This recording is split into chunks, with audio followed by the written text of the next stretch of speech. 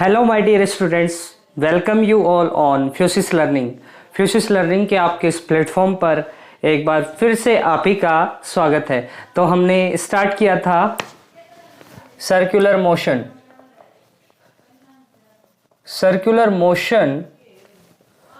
हमने स्टार्ट किया था और इसके अंदर हमने कुछ बेसिक टूल्स देख लिए थे, यानी कि kinematics of circular motion.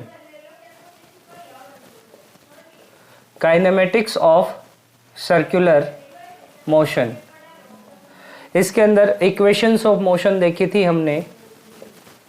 Equations of motion तो पहला देखा था लीनियर मोशन के अंदर, दूसरा सर्कुलर मोशन के अंदर v is equals to u plus a T,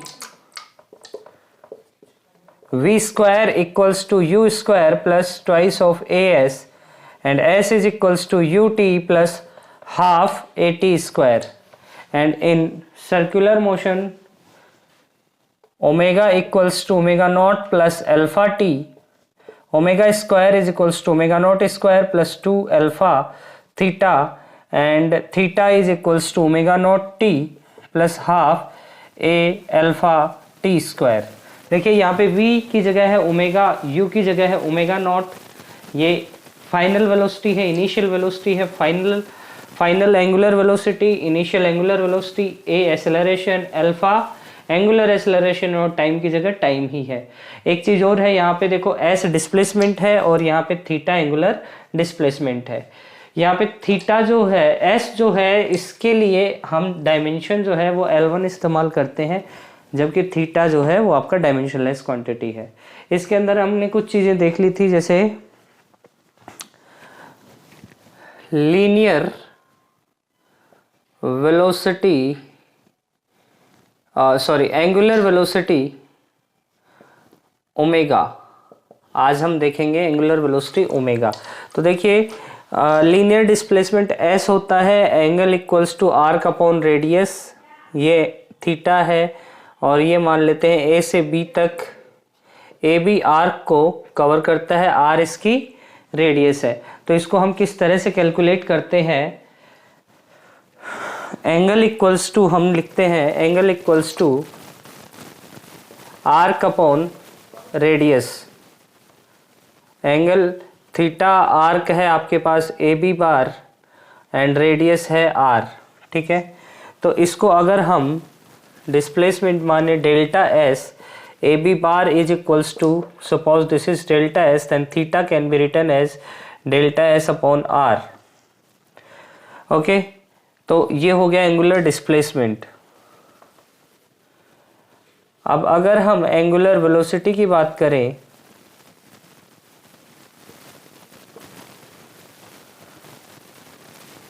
तो देखिए theta is equals to theta आपको दिया गया है। एंगुलर वेलोसिटी अगर हम निकालना चाहें ओमेगा, जैसे v is equals to d s by D t होता है, same as omega is equals to d theta by D t होगा। अब इसका प्रूफ देखते हैं कि हम इसको किस तरह से प्रूफ कर सकते हैं। तो देखिए डेल्टा एस अपॉन आर हमारे पास क्या आया, थीटा, और अगर इसको हम चेंज के फॉर्मेट में लिखें तो इसको हम डेल्टा थीटा भी लिख सकते हैं, इस एंगल को हम डेल्टा थीटा भी लिख सकते हैं। That means delta theta is equals to delta S upon R. Okay, this is displacement. तो displacement delta S can be written as v into delta T. तो चूंकि v is equals to delta S over delta T होता है, तो यहाँ पे delta theta can be written as v into delta T upon R. Okay, तो यहाँ से v बाई आर यहीं रख लेते हैं, इधर आ जाएगा delta theta upon delta T, और delta theta upon delta T हमने देखा ओमेगा होता है, तो ये हो गया इक्वल्स टू ओमेगा। ये कहाँ से लिखा हमने, इसको इक्वेशन 1 कह दो फ्रॉम 1। तो v is equals to omega r, हमारे पास एक रिजल्ट निकल के आया, v equals to omega r. और इसको अगर वेक्टर फॉर्म में लिखें हम, तो इस तरीके से लिख सकते हैं v is equals to omega vector cross r vector, and this is the relation between linear velocity and angular velocity. तो angular velocity, अगर हमें linear velocity और r separation पता हो तो हम angular velocity वहाँ पे बता सकते हैं. बस अंतर सिर्फ इतना है, velocity की डायरेक्शन के परपेंडिकुलर ओमेगा की डायरेक्शन होगी और ओमेगा के परपेंडिकुलर r की डायरेक्शन होगी. मतलब v is perpendicular to omega and v is perpendicular to r. Perpendicular direction में होगा मतलब ओमेगा और r जिस प्लेन के अंदर है उस प्लेन में वेलोसिटी कतई नहीं होगा. v और r जिस प्लेन के अंदर है उस प्लेन के अंदर ओमेगा कतई नहीं होगा. और ओमेगा और v जिस प्लेन के अंदर है उस प्लेन के अंदर r नहीं होगा. तो देखिए किस तरीके से हम, ये थोड़ा सा वेक्टर एनालिसिस है, तो वेक्टोरियली इन चीज़ों को हम कैसे डील करते हैं देखिएगा. Hariom.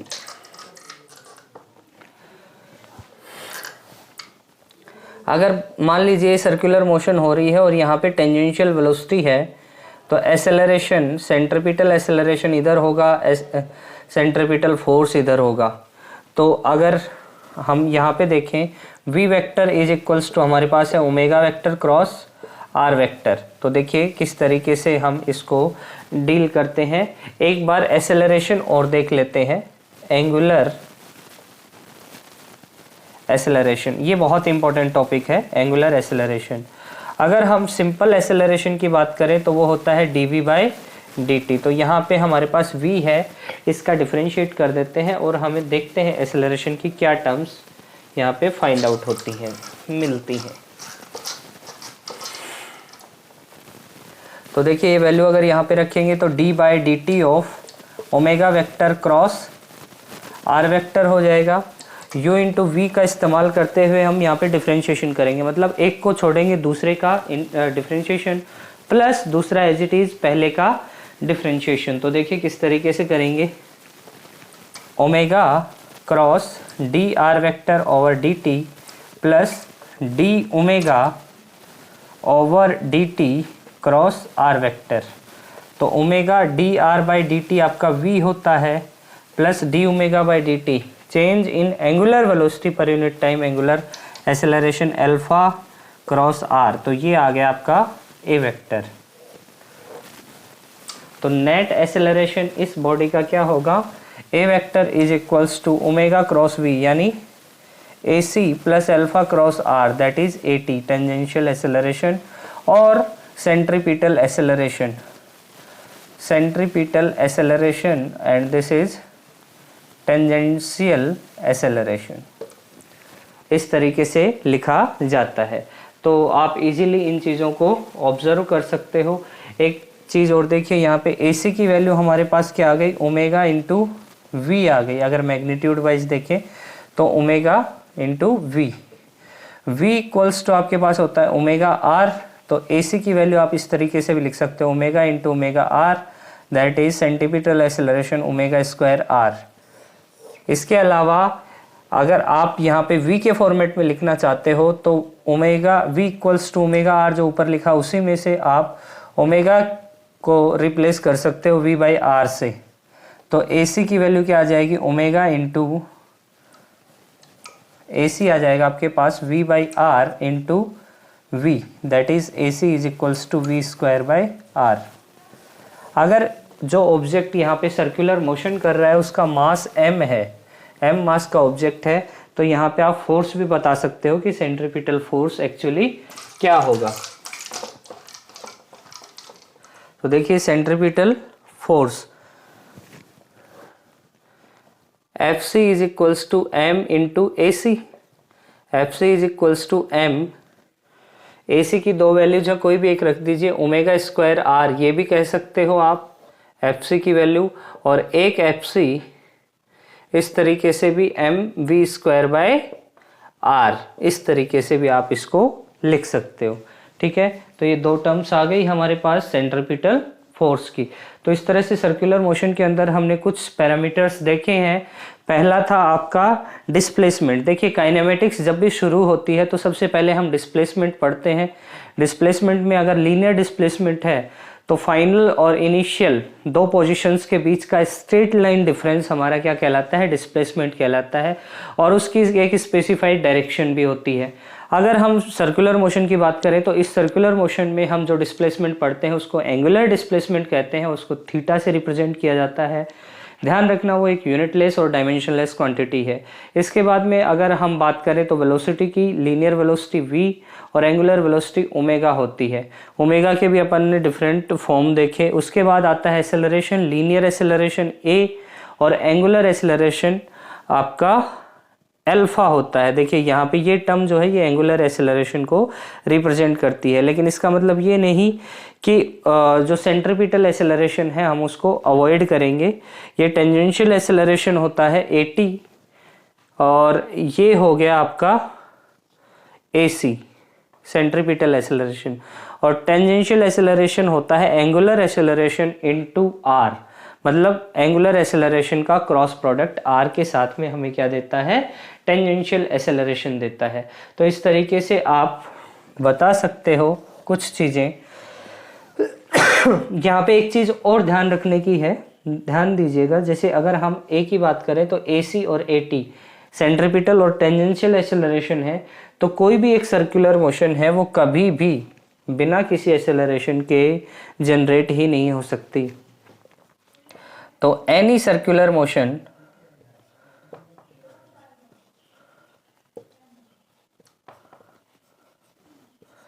must have centripetal acceleration, मतलब AC की वैल्यू इसके लिए नॉन जीरो होगी ही होगी, क्योंकि देखिए यहाँ पे अगर सर्कुलर मोशन हो रही है तो ओमेगा होगा, वेलोसिटी भले ही कांस्टेंट रहे लेकिन ओमेगा होगा, और ओमेगा है इसका मतलब वहाँ पे एक्सेलरेशन है, और एक्सेलरेशन है इसका मतलब एक्सेलरेशन नॉन जीरो। तो कोई भी circular motion must have centripetal acceleration. तो इस तरीके से हम एक्सेलरेशन को डिफाइन कर सकते हैं कि एक्सेलरेशन किस तरीके से यहाँ पे पढ़ा जाता है। समझ में आया?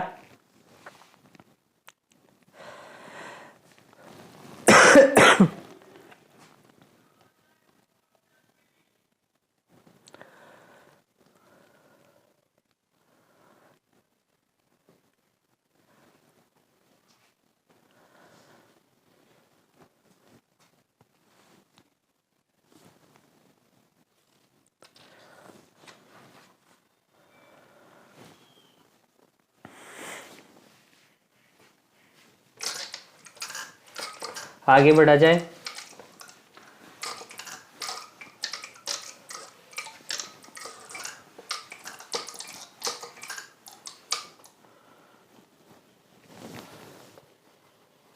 तो एक क्वेश्चन देखिए,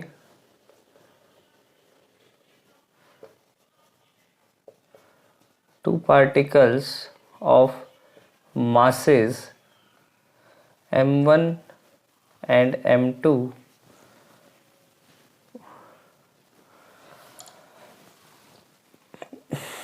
are doing circular motion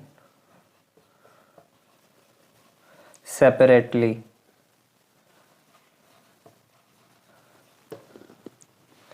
If the radius of the circular path for each particle is 10 meter and 20 meter respectively,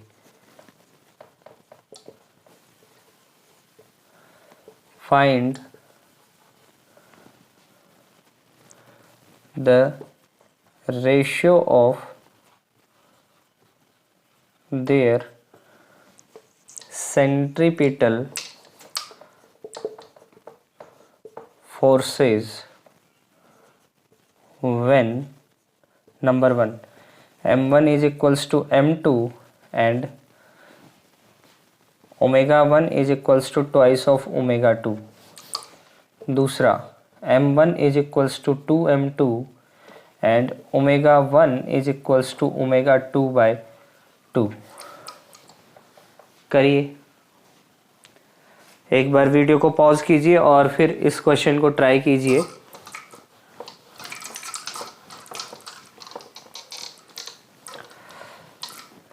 देखिए सेंट्रीपिटल फोर्स हमने क्या देखा, Fc is equals to m omega square r। अभी ये फॉर्मूला डिराइव किया था हमने। तो सेंट्रीपिटल फोर्स F1 और F2 अगर हम निकालें तो ये हो जाएगा m1 omega 1 square r upon m2 omega 2 square r। यहाँ पे क्या दिया हुआ है, पहले केस के अंदर m1 equals to m2 and omega 1 is equals to twice of omega 2।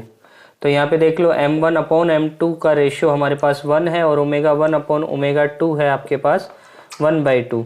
तो omega 1 square upon omega 2 square, यानी दोनों तरफ स्क्वायर करेंगे तो 1/4 आ जाएगा। तो F1 और F2 का जो रेशियो है वो हमें क्या मिल जाएगा, 1 × 1/4, और दोनों का रेडियस R1 और R2 10 मीटर और 20 मीटर। तो R1 अपॉन R2, और देख लो R1 अपॉन R2 है हमारे पास 10/20, दैट इज 1/2 इंटू 1/2। तो F1 और F2 का रेशियो आ गया 1/8। क्या आ गया, 1/8। दूसरे क्वेश्चन में देखो m1 is equals to twice of m2 omega,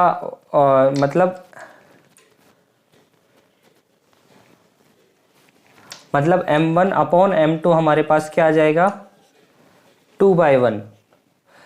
same as omega 1 is equals to omega 2/2 दिया हुआ है। तो omega 1 upon omega 2 will be equals to 1/2 and R1 और R2 का रेशियो तो दोनों में कॉमन ही है, दैट इज 10/20, दैट इज 1/2। तो F1 अपॉन F2 हमारे पास क्या आ जाएगा, m1 upon m2 omega 1 upon omega 2 square and R1 upon R2। m omega square r होता है ना, तो ये हो जाएगा m1 upon m2 2 into omega 1 और ओमेगा 2 1/4, R1 और R2 1/2, 2 से 2 एलिमिनेट हो जाएगा 1/4। ये आ गया हमारा फोर्सेस का रेशियो। कौन से फोर्स है ये, सेंट्रीपिटल फोर्स। तो देखिए सर्कुलर मोशन में हमने फोर्स तक देख लिया है। आगे की जो क्लासेस हैं उसमें हम काइनेटिक एनर्जी और न्यूमेरिकल बेस्ड क्वेश्चन करेंगे। तो मिलते हैं नेक्स्ट वीडियो में, तब तक अपना ढेर सारा ख्याल रखिए। Thank you very much.